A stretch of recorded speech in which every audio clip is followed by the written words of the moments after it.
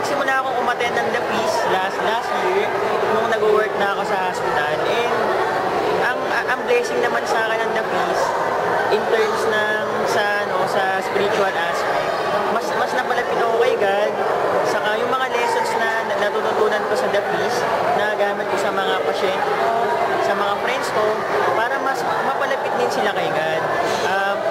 Naniniwala ako na ang pangarap ko yung maabot dahil sa The Feast, dahil pag nag-work si God sa life natin, lahat ng mga bagay na iniisip natin, ina-aspire natin, kaya nating maabot dahil kay God, nothing is impossible.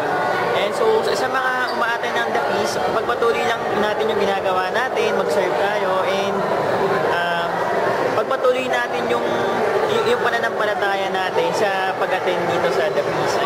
So, happy 3rd year anniversary, and dito sa The Feast Baliwag, pangarap mo ay kaya